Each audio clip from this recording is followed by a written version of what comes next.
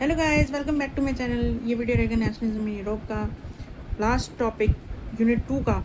आगे भी यूनिट 3 4 हम चालू रखेंगे आगे जब तक ख़त्म नहीं हुआ, चैप्टर ख़त्म नहीं हुआ। यूनिट 2 खत्म होने वाला, लास्ट टॉपिक है द रेवोल्यूशनरी। छोटा सा टॉपिक है, ध्यान दीजिए।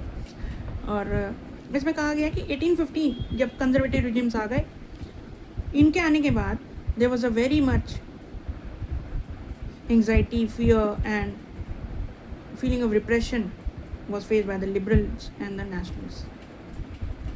ठीक है, so they went underground and to spread their ideas they founded the underground societies to spread their ideas, fight against the all forms of monarchy and freedom and fight for the freedom of liberty.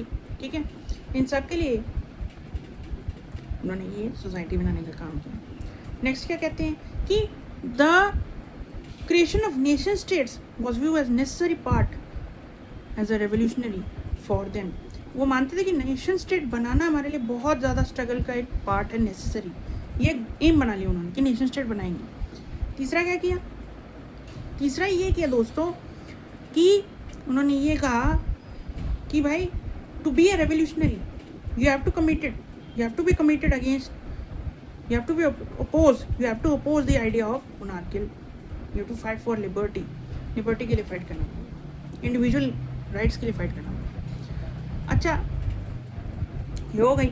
तो अब हम बात करते हैं one such revolutionary was, Italian revolutionary was the Giuseppe Mazzini.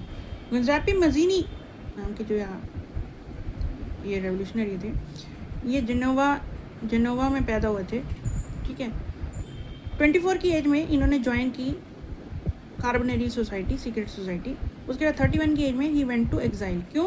क्योंकि इन्होंने लिंगुरिया नाम की कंट्री में अटेम्प्टेड रेवोल्यूशन किया था। ठीक है, लेटर मच ही founded 2 more societies, the young Italy in Marseilles and the young Europe मेरीने में। दोनों याद करेंगे, यंग इटली और यंग यूरोप। उसके बाद इन्होंने कहा कि ही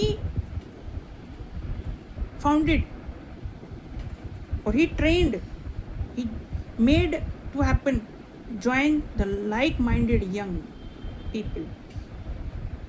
ठीक है, उन्होंने क्या किया? he helped the like-minded people to join these societies and they were from the various parts of Europe, जैसे पोलैंड, जर्मनी, ऑस्ट्रिया और हमारी और भी नेशन, फ्रांस। ठीक है, वहाँ से किया।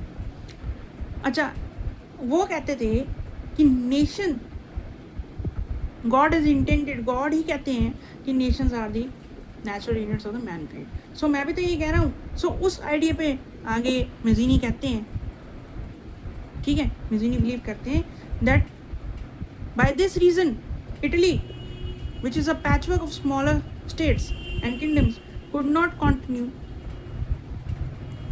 Differently, there should be a unification of Italy together as a single nation state. It had to be formed as a single nation state. That's why उससे क्या होगा?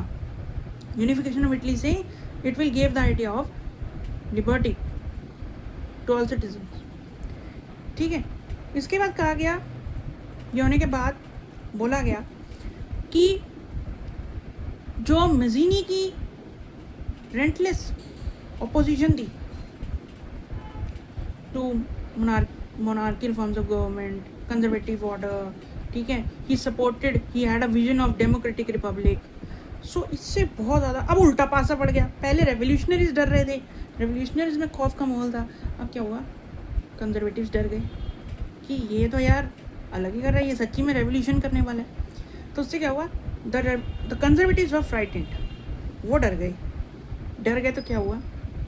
जो हमारे थे ना, पिछली वीडियो में देखना, उनका नाम था ऑस्ट्रियन वाइस चांसलर, जिन्होंने ट्रीटी ऑफ वेना कराई थी 1815 में और कंजर्वेटिव रिजिम सेट किए थे, वो थे Duke मैटरनिच।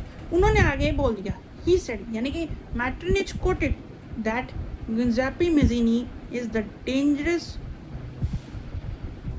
Enemy of our social order which is at that time it was conservatism और द कंजर्वेटिव ऑर्डर। तो उन्होंने ये कहा कि मैटरनिच तो हमारा सबसे बड़ा दुश्मन है,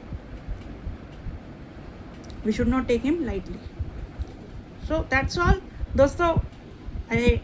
I hope दैट आपको ये वीडियो पसंद आया होगा, और लाइक शेयर सब्सक्राइब करते रहिए। और तब तक के लिए मेरी तरफ से गुड बाय, और आने वाली वीडियोस में हम बात करेंगे 3rd यूनिट की इसी चैप्टर का। तो तब तक के लिए गुड बाय, बाय बाय।